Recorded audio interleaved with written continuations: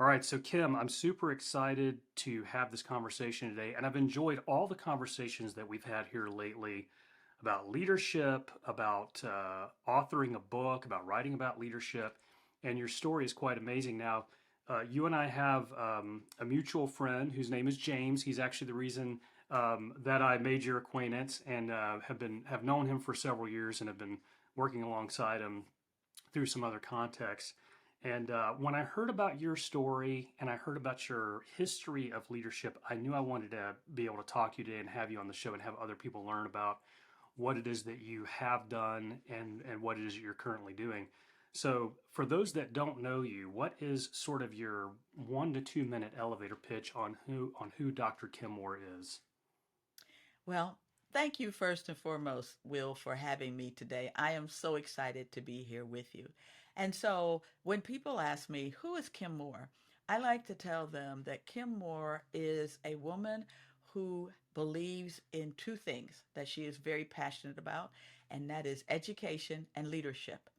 And my journey begins when I was a young child, and my grandfather was the first one to tell me I was a leader because he said my cousins listened to me and they did what I asked them to do.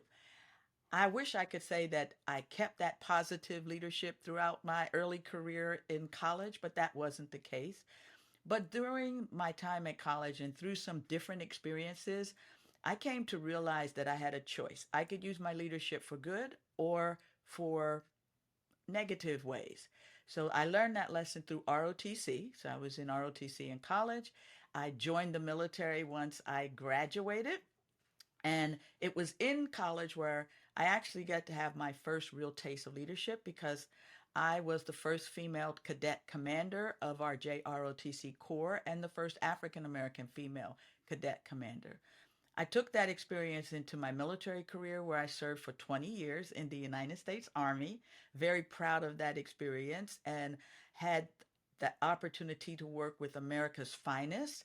So I retired from the military after 20 years as a lieutenant colonel. My last assignment was at the Pentagon. My expertise is nuclear, biological, and chemical warfare, weapons of mass destruction, because I am a scientist by degree. And then after that, I felt that God called me to become a teacher. And so after I retired, I became a high school teacher. I taught ninth graders. And then he has called me to move up through the ranks of education to where I'm at currently, which is a superintendent of a large school district in the state of South Carolina. That is quite a resume, needless to say. So, one of the things that really piques my interest about your story is your military career. And so, you started off, I guess you were commissioned as an officer like right after you finished college, right? So, it's from college to the military. And you mentioned that your last station was at the Pentagon. My dad was in the Army, kind of on and off with active duty for a number of years. His last station was also at the Department of Defense at the Pentagon, so you guys have that in common. But when you started off your military career, what was kind of your first impression? Obviously, you had the ROTC experience, so that was some preparation for what military life and career was going to be like. But what were some of the challenges or obstacles that you specifically faced when you entered into that realm? Well, Will, I love that question because I was actually commissioned, graduated from college when I was 20 years old. So I was very young compared to my colleagues who were 22 to 24 years old as second lieutenants. And because of my expertise, my field, the branch that I was in, which is the chemical corps, my first duty assignment was actually at Rocky Mountain Arsenal in Aurora, Colorado, so right outside the city of Denver. What made this so unique was this was an Army depot for chemical weapons. And my first job was I was to be the deputy to the executive director of the lab. So we had two laboratories there that tested the purity of the stockpile. The interesting thing is the gentleman that I was supposed to be overseeing was old enough to be my grandfather and actually had a granddaughter named Kim. And so what I learned through that experience was to take the advice of people who were more senior to me in experience and not stand just on my position. You know, one of my mentors is a friend of both of ours, and that's John Maxwell.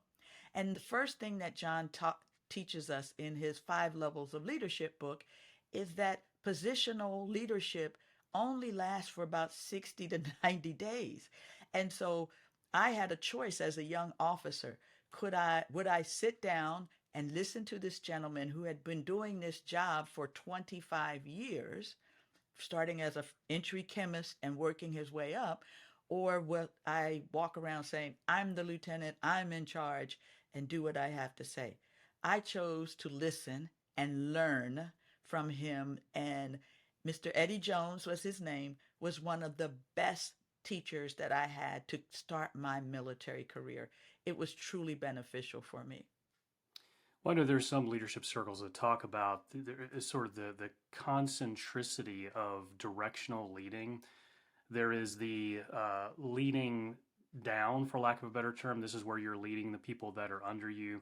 Then there is the horizontal leadership where you're helping lead people that are kind of at your same level, that are more your peers. And then there is obviously leading up, which is when you are subject to, someone else that's in leadership, and they, I guess, would be the ultimate decision makers. But for whatever reason, you're finding yourself having to actually lead them. In other words, the productivity of your team, of your unit, of your company requires that you're constantly having to pull things out of those that are over you. Did you ever have any experiences like that?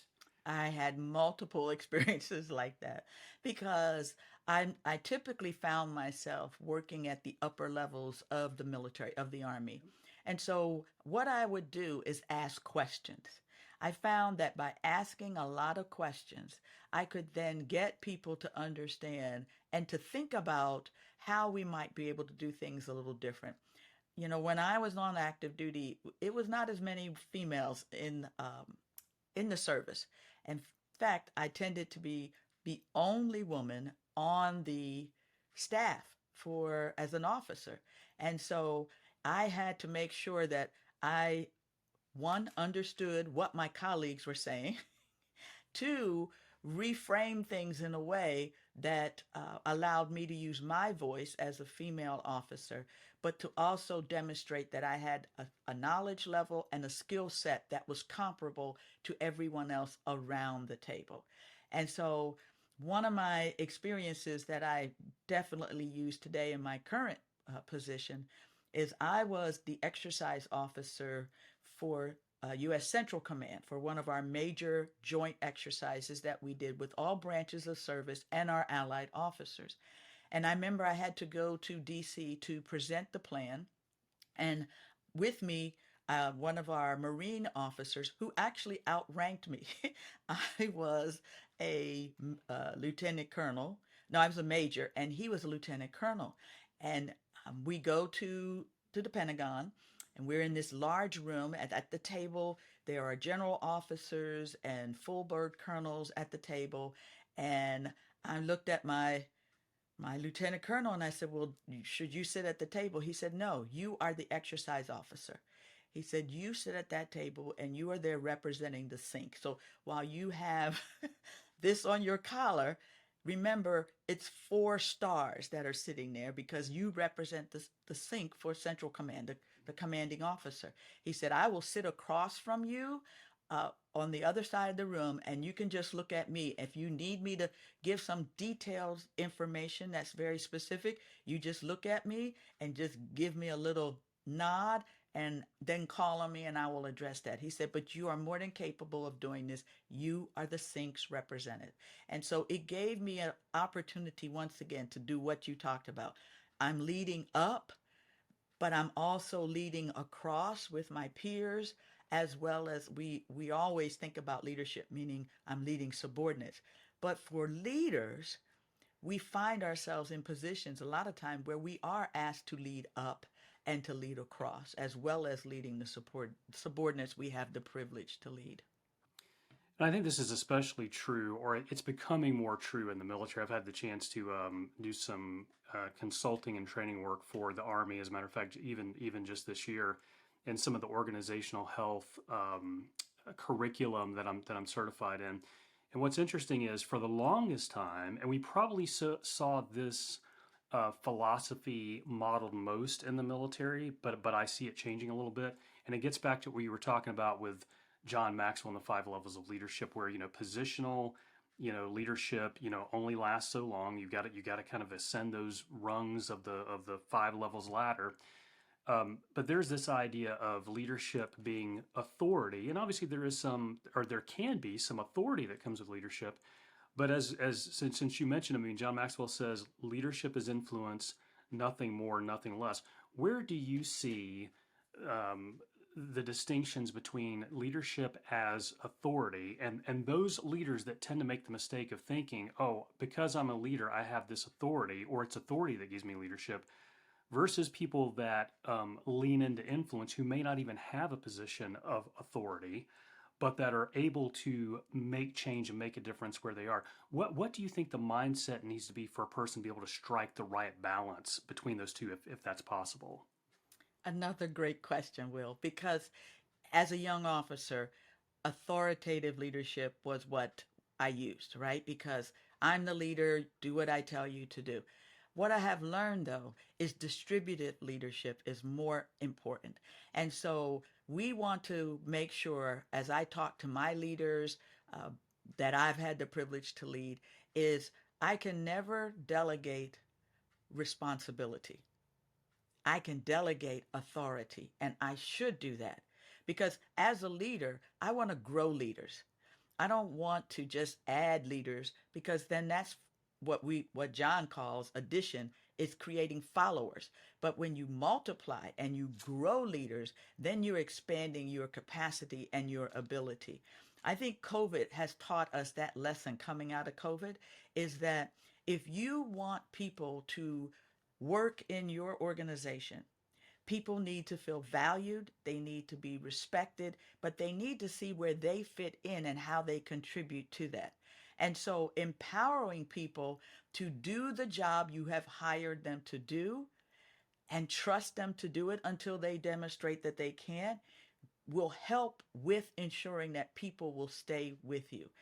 People have choices now. And there are a plethora of opportunities out there for everyone to participate. Why would they choose to work in my organization versus another organization where they may not make as much money in my organization? Well, it starts with creating a culture and a climate where they feel like they are valued, respected, and trusted to do their job. Yeah, and in my book, I reference a Gallup finding about job satisfaction. It's really not even job satisfaction. It's employee engagement levels. Which employees are engaged, and again, doesn't mean they're satisfied, but it means they're at least they show up to work and there's some eager anticipation that they can make a difference. Whether that happens every day or at all is a whole other thing.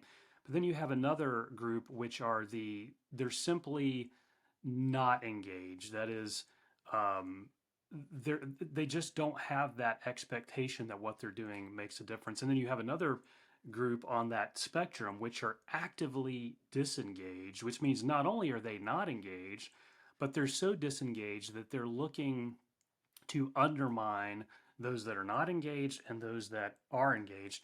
And most of the studies that you look at when it comes to employee engagement, when the people, and it's a very high percentage, it's about 67%, it's 2/3 of everyone in the workplace, at least in this country, 2/3 of the people will say that they're in that not engaged. So they're not quite actively disengaged, but they're not really engaged either. Most of the people that answer that they're not engaged, if they were to be honest, they say it's either who they're working for or who they're working with, which that gets down to a leadership problem at the end of the day. One of my favorite John Maxwell books, and it's a fairly recent one, he wrote it about 5 years ago, is The Leader's Greatest Return. And the reason I like it so much is that it's easy for a lot of people to think, and this is getting back to what you said about it's true leaders develop people. Leaders think that they want to create something, they want to make a difference, they want to go first. We hear all these definitions of leadership, but at the end of the day, if leaders aren't creating other leaders, have they actually been leading? And it No. sounds like from your perspective, that's not the case. So, No, I agree with you. They're not leading. Um, the research is very, very clear. And I think about the industry I'm currently in, which is education. We are there for a purpose, and that is to create the best conditions for success for our students. So that means everyone that works in my buildings as a leader should be committed to that. And we work very hard. If you were to look at our core values, they are belonging, learning, continuous improvement, and joy. Notice that we add joy.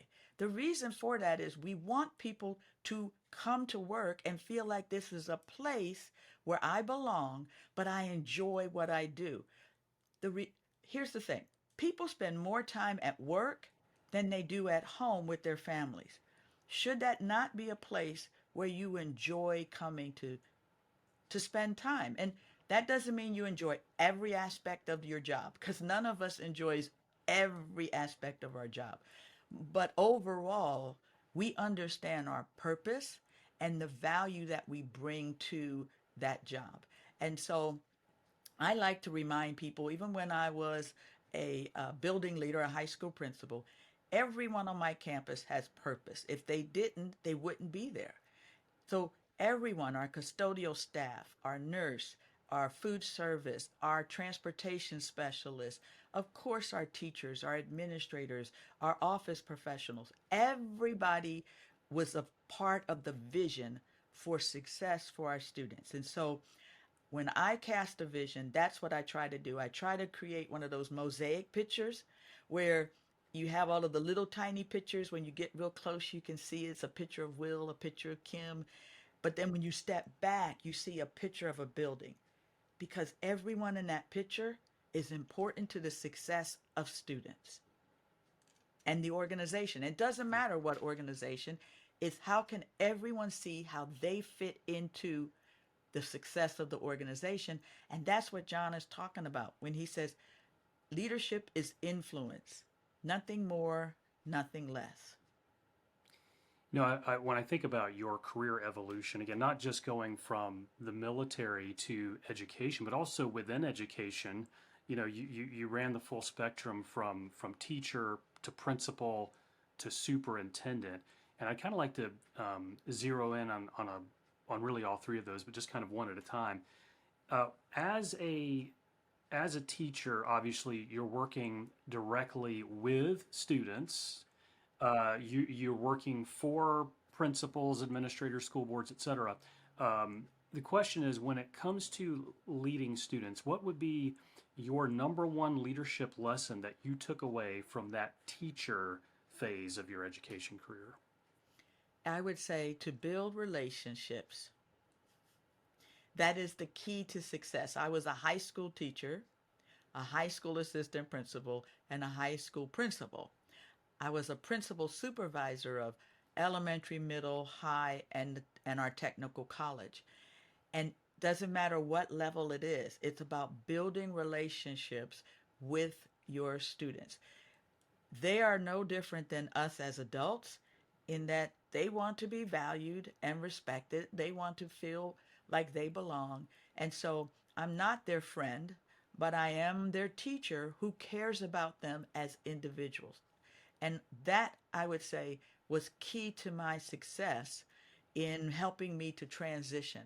Um, Classroom is not the military.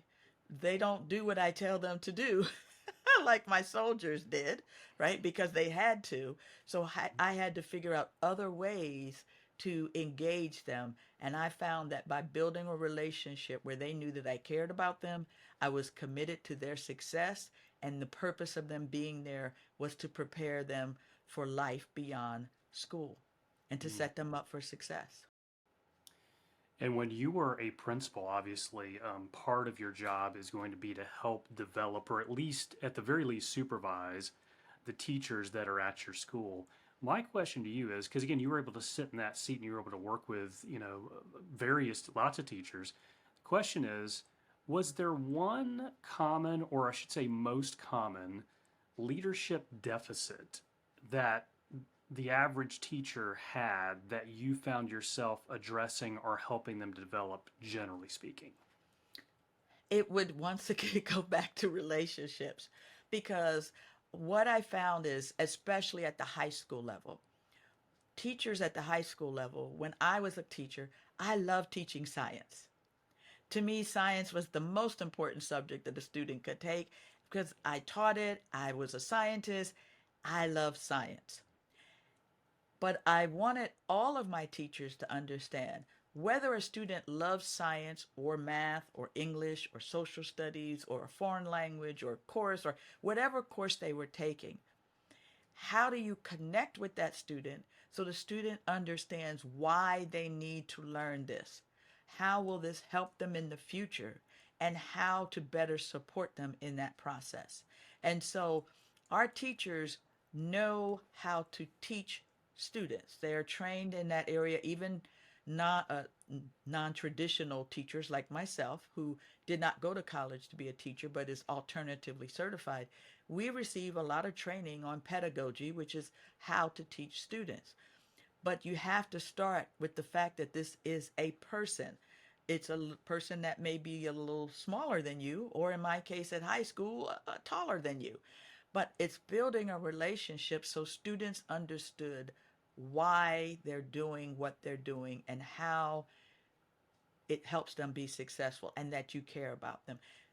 Everybody wants to know that they are valued and respected. Students want teachers to care about them as people, not just a body sitting in the seat. And I have to say I was blessed to work with phenomenal teachers who took care of our students. I worked at a very high need school where our students had a very high poverty rate. And our teachers put in extra time, extra out, resources to ensure that we gave our students every opportunity to successfully graduate from high school with their diploma, because my philosophy was the diploma is the key to unlock the gate of opportunity. So therefore, for our students, we have to do everything that we can do to help that student get across the line. And they did that. So I would say to every teacher and every middle level manager, because teachers are that middle level manager, it's about building relationships with people. Mm. And how important do you think communication is in that relationship building process? It's critical. You have to take time to get to know people. And so, a lot of times as leaders, we want everybody to know who we are. I find that if I take time to get to know Will first, get Will to understand I am interested in him, then Will is more inclined to extend me grace when I mess up as a leader because I do make mistakes. Will is also willing to go the extra mile for me because one, Will knows why he's important in this organization, but also that I care about him as a person and I want what's best for him and for him to be successful. It's not about me as the leader, it's about you. And that's another, I know we're talking a lot about John, but his book on, effective communication, it's critical to that. That's the Mm. foundation of it, is to help other people. And that's why one of my favorite quotes is from, Zig Ziglar when he said, if you help other people get what they want, they will be happy to help you be successful in what you want. Yeah, and I think this is what I'm about to say is probably a paraphrase of something John said, if not an actual direct quote, but it's something like this. The main difference between communication and effective communication is connection. Yes. What role have you seen connection play in helping leaders communicate better? It is the foundation of effective communication. Because what it does is when I'm connected to you, I have built trust with you. And when you have trust, then you are willing to extend the benefit of the doubt. You are willing to go the extra mile. You're willing to do something that may be not in your job description, but you know it needs to get done. because you have trust that it's something important that we will need to do and that will benefit the organization. And so if you don't communicate effectively, then what happens is you leave room for doubt with people. And when people doubt you as a leader, they're going to do one of two things. They're going to either not do anything because they're afraid that if they make a mistake, it's going to be bad, or they're going to go find someone else who they do think knows what they're doing, or they may not do anything at all. So it's really three and not two, but it's that trust. So if you don't connect with people, then you don't have anything in the bank for when those difficult times come. That's excellent. You have something big that's coming up on Saturday, October 5th. Something that you have literally birthed is going to be released, and it's a new book. And tell me a little bit about your new book. So I am so excited about this book because it is learning lessons that I have painfully learned over the course of my career. And I've been very blessed, Will, to have two very successful careers. And so I want to share those lessons that I've learned and pass them on to women in particular. Although my new book that will be coming out is applicable to any leader, it's primarily geared toward women. And the reason for it is women tend to be very different in the workplace than men. And so I want to equip women to be successful in the workplace and to help them reach the level of success that each of them wants. And whatever that level is, I want to set them up for success. So my book, and I actually have a mock-up of it. Oh, I'll show nice. you. It is called You're in the Chair, in the Leadership Chair. Now what? Because we can get into that chair. How do we set ourselves up for success once we're in the chair? So it is strategies for women in leadership to create the conditions for their success and maybe not make some of the mistakes that I made, learn from my mistakes, and do a better job. So it's my way of having significance. And I like that term. John talks a lot about it. It's not just about success, because I've been successful. I am successful. But I want to have significance by pouring into others and helping them grow and be the best leaders that they can be for the people they have the privilege to lead. Because leadership is a privilege, it is not a right. And just because we get a title does not mean we are a leader. We're a positional leader if that's all that we ever use, and it will only go so far. Yeah. And I'll have to, so I had a chance to look at some of the book already. And I would say that in addition, because you're right, it's women, every woman who either has a leadership position or wants to get into a leadership position or has just found herself in a leadership position needs to read this book, because it's the shortcuts, it's the roadmap for how to really lead like you're supposed to lead like you've never led before. And the other thing I noticed, though, because of some of the stories and the tips that you share, because I think there are some leaders, women and men, that can identify with some of your stories about, hey, I found myself leading someone that was 40 or 50 years older than me. And there's that awkwardness there, brand new to the workforce, brand new leader, have people reporting to me. What's the right move? And you shared, on this podcast as well as in the book, the perfect way to approach that situation. One of the other things too, you and I both know about Tim Elmore's work, Tim Elmore is the founder of Growing Leaders. And about 2 or so years ago, he released a book called A New Kind of Diversity, and it's all about generational diversity in the workplace. And so he really breaks down the various generations that are alive, and then the 4 to 5 generations, really only 4, that are currently present in the workplace. So you've got, your Gen Z, millennial, Gen X, and then baby boomers. A lot of baby boomers are retired, but then probably about a quarter to a half are still in the workforce. And if there's something that I have noticed, and I think Tim has noticed this as well, when you look at the harmony or maybe even disharmony between different generations at work, it's different, right? It's like, 20 years ago, 10 years ago, 15 years ago, Generation X, there were a lot more baby boomers 15, 20 years ago in the workplace. There were a lot of Gen Xers. They got along a certain way or didn't get along a certain way.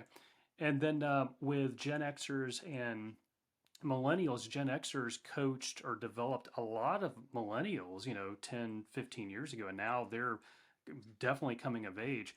And then of course Gen Z is a whole other topic. But the thing that I have noticed is because generationally there are more millennials, a lot more millennials than there are Gen Xers.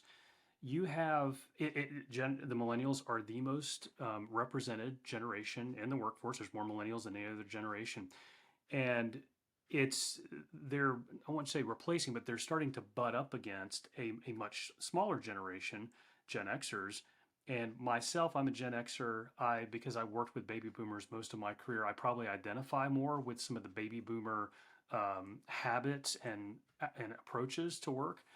But the other thing that I've noticed is that in corporate America, especially, although this may be true in other sectors, could be true in military, nonprofit, et cetera, government. Um, Millennials, you're finding not just that there are more millennials in the workforce, but when it comes to leadership roles, I'm finding millennials more and more in middle management roles. Now, that's probably true even of education with teachers. You probably have a lot of millennial teachers, right?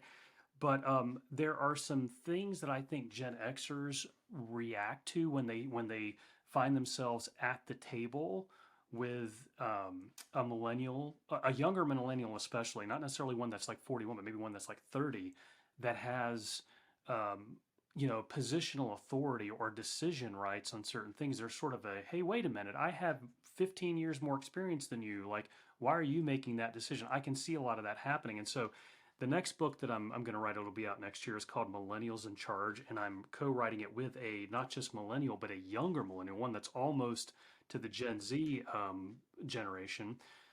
And it's all about addressing not just millennials in those middle management and leadership roles, but then also how do Gen Xers, because pretty soon Gen Xers will be the new baby boomers when you think about it, as the baby boomers start to completely retire. But how is it that Gen Xers can change their approach from feeling like they compete with these new millennial leaders to, coaching them on how they can coach and develop them, even if they have a more sideways or horizontal relationship when it comes to roles versus being over them? Because I think most Gen Xers who are in leadership positions over millennials, oh, they have no problem with seeing themselves as potential leadership development coaches of those millennials. But suddenly, when they don't find themselves over them, it gets to be really awkward. What have you found in the way of, and again, you shared some personal stories from very early on in your career, but what have you found even recently when it comes to generational diversity, not just in the workplace, but how it affects who's leading and who thinks they're leading, and how the people that are now being supplanted as Yeah. leaders, how they take that, how they Oh, interact with Will, these up and comers? that is, we could spend 3 or 4 hours on that topic. First off, Tim's book is phenomenal. And um, in my book, I will be recommending a list of books that everyone should have. And I would say that's one of those books that you should have in your professional library, because we do have four generations in the workplace. And because I'm in education, we we are actually dealing with five, because we get to educate Generation Alpha, right? And our alphas are Hmm. actually our high school leaders. When you think about government, honor government society, presidents of the classes, and so on and so forth. And so we are dealing with that struggle as you just outlined. I'm at the tail end of baby boomers, but I tend to probably be more of an Xer, because I spent my years growing up and working closely with Xers. And I sense that frustration sometimes with them when they're talking to millennials. But I'm very proud to say I am the parent of millennials. And so I have lots of conversations with my millennial children about how they should interact in the workplace. And several of my children are actually in leadership positions. One is actually in not a senior executive level, but definitely top of the middle management level. And so what I do and what I do with my leaders that I have the privilege to lead and even with my children is I coach them. Because one of the things I have found with working with millennials is they want feedback. They want to be coached. And so if you coach them versus talking and directing them, they are more receptive. And for anyone that is in that position, I'd say read The 360-Degree Leader by John Maxwell, because in that he talks about leading up, leading across, as well as leading down. But if you start asking questions and you get them to start thinking through the process, then they're more inclined to receive the information that you want to give them. So if you are a Gen Xer and you're working for a if you are, X and you're working for a Gen Z or millennial, then coach and just ask questions. I appreciate, Will, you bringing this issue to the table. I'm wondering, as I'm trying to clarify in my mind what it is that you're asking me to do and how you want me to do it. Do you mind if I ask you a few questions? And then you ask those couple of questions. Have you considered, what is it that you want? Bum, bum, bum, bum, bum. All right. What's the goal that we're trying to achieve? So could we possibly look at maybe making some shifts here so that we reach a broader audience if it's something that we're going to be marketing? What about if we look at some other approaches that may supplement this? Without saying this is not going to work. I've done this before, and that's what we tend to do as as the Xers or baby boomers is like, I've done that. It's not going to work. And I did it 20 years ago. Let me just tell you the problems that you're going to have. No, ask questions.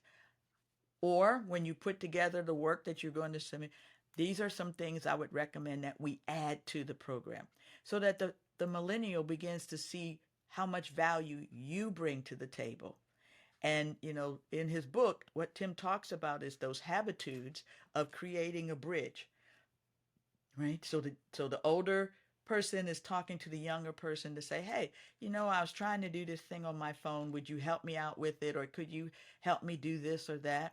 And then the younger person is sitting down and mentoring, a reverse mentorship of helping me understand, as a millennial, I might want to work on that. And that, for example, we use different platforms for communication. Why?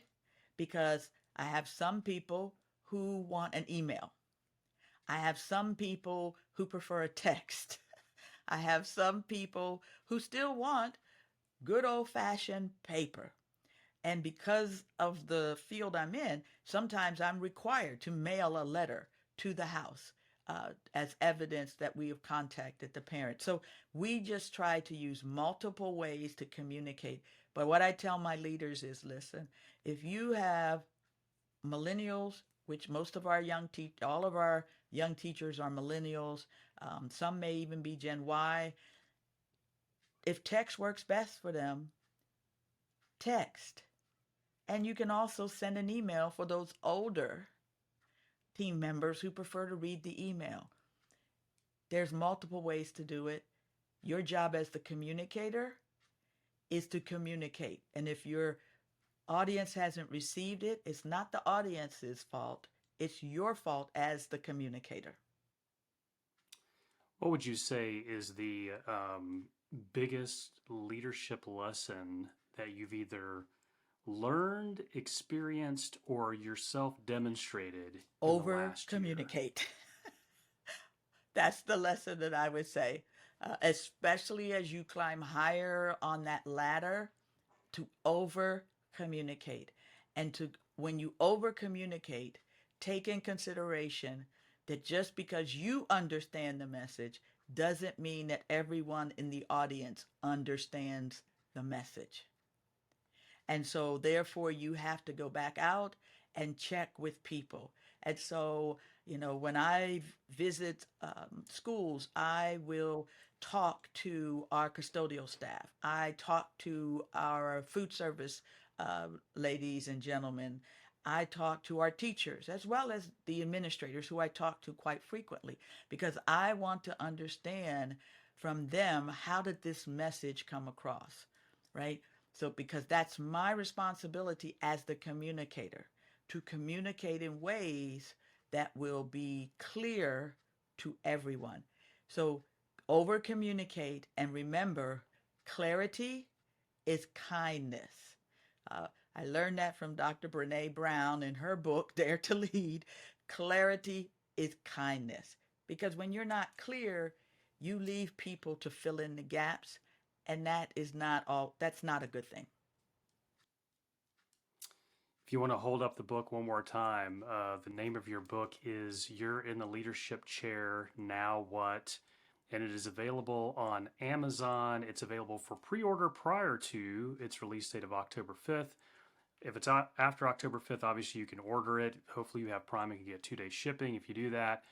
And also leadershipchair.com is another place that people can go and click buy now and end up getting the book. So Dr. Kim Moore, thank you so much for today. This was an enlightening experience, and it's just nice to be able to geek out with someone else on John Maxwell and John Maxwellisms. Well, thank you, Will. It's always fun.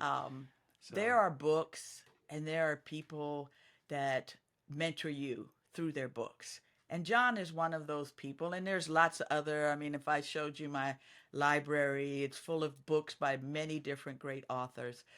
But I truly appreciate John because one, I am a founding member of his coaching team. And so Maxwell Leadership.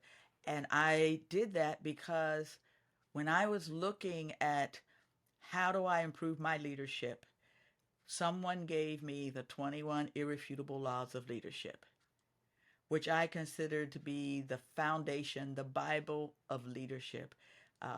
And I have given that book and done book studies on it with every leadership team that I have led.